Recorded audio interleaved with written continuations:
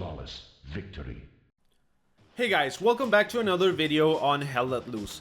This video is intended as a next step to my beginner's guide to everything and will focus on the mechanics behind capturing sectors, garrison and outpost placement, and their tactical implications. Before we get started, if you haven't seen my previous video, please check it out, especially if you're a new player. And if you enjoy this video, check out the other videos on the channel and subscribe if you like them.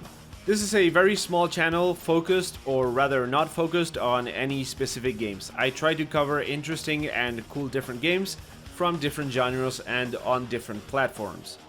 Okay, now that that's out of the way, let's talk about capturing sectors.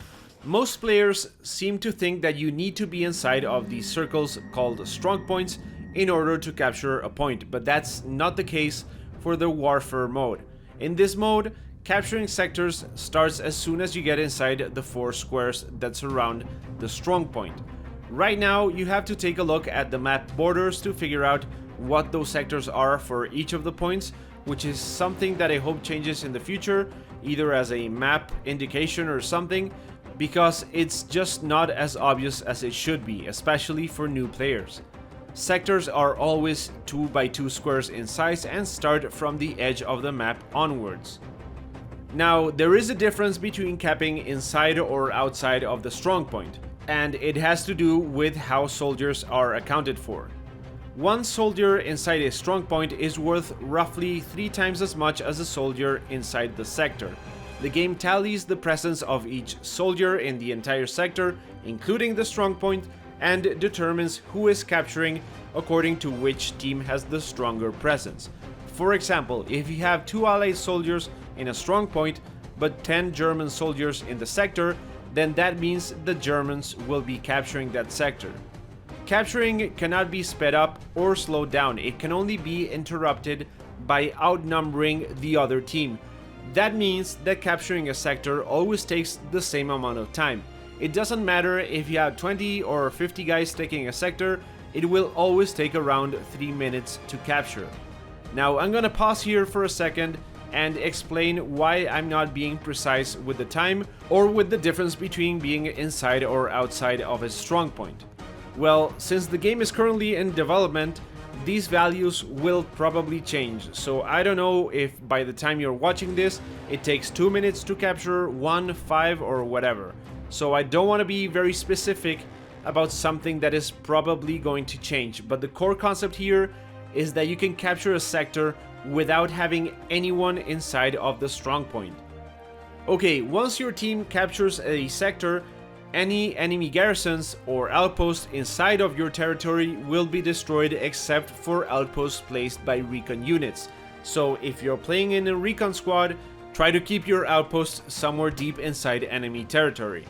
Also, some sectors can't be retaken once they are captured, so if you see a lock next to a sector, then don't even bother defending or attacking it. Now let's talk about garrison placement.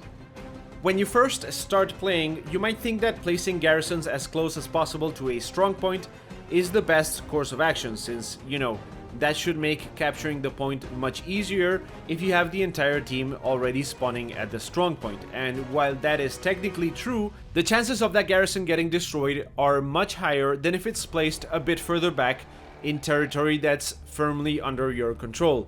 It also means that any backup garrisons that you might have will have to be at least 150 meters away from the strongpoint, maybe even outside the sector that you're trying to capture. A much better approach is to place your garrisons and outposts around the strongpoint while having a garrison ready to fall back outside of the sector. This is much better for a variety of different reasons. First, it keeps the distance you have to cover to a minimum while still allowing every soldier to spawn inside the sector, meaning that they count towards the capture as soon as they spawn in. Second, if a garrison is destroyed, squads should still have the ability to spawn at their outpost and build another one right away. Since they're not all bunched up, they shouldn't get all destroyed at the same time, making your presence much harder to eliminate. Squad leaders can also move their outposts if necessary by picking them up with the F key. So you can have your squad spawn at the outpost, build a garrison, and pick up your own outpost to put it somewhere else and keep the line going. And lastly, it also allows you to get some insight into enemy positions, since you get an alert when an enemy is near a garrison or an outpost.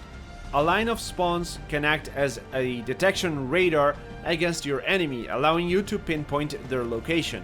Let's compare the two cases. If you have a spawn point in a stronghold and you get a warning that an enemy is close, they can be anywhere around that position. They could be north, south, west, who knows. You have no way of knowing, so you don't get any valuable information out of it.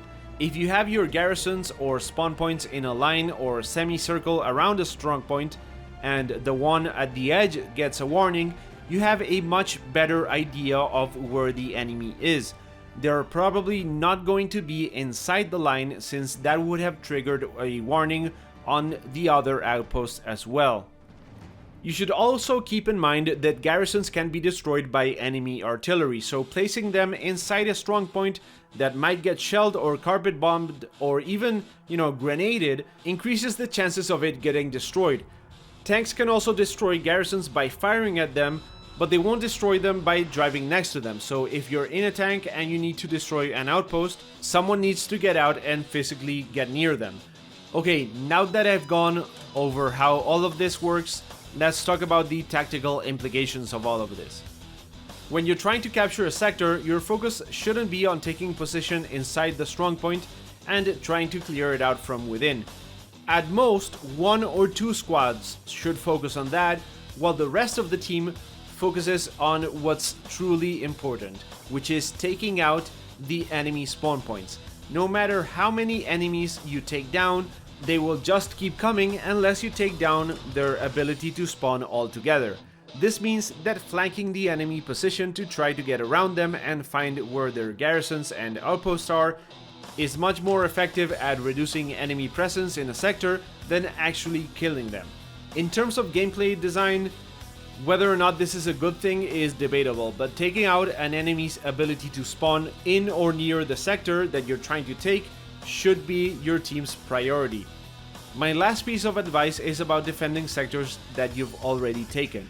It's fairly easy right now for a squad to get around your team and start capping a point that's further back. If that happens, even if you start capping their sector a few seconds later, you've pretty much lost the battle unless you fall back. Remember that capturing a point takes the same amount of time whether it's 1 soldier or 50 inside the sector, so unless you can interrupt their capture of the previous sector, you will lose it before you capture the other one. So just hit escape and redeploy as soon as you can to try and take it back. I personally think that these mechanics need to change to make the game more engaging, as right now exploiting spawn points and redeploying makes it very easy to teleport your whole team to wherever you need them most, and this affects the intended realism of the game in a negative way. Now you will most likely see the exact opposite of every recommendation that I made in this video take place during a match. You will see garrisons placed inside strongpoints, and you will see squads failing to fall back on a sector that's being captured. Try to communicate as much as you can, both with your commander and other squad officers, and hope for the best. I think some efforts still need to be made to get the player base to understand these mechanics and play accordingly. Okay, that will be all for now. I hope you enjoyed watching, and if you did, maybe share the video with other players and subscribe if you like the other videos on the channel. I will be live streaming this game soon, so stay tuned for that, and if you're a subscriber, make sure to hit that bell icon to get notified of any of the live streams. Once again, thanks for watching, and I will catch you in the next one.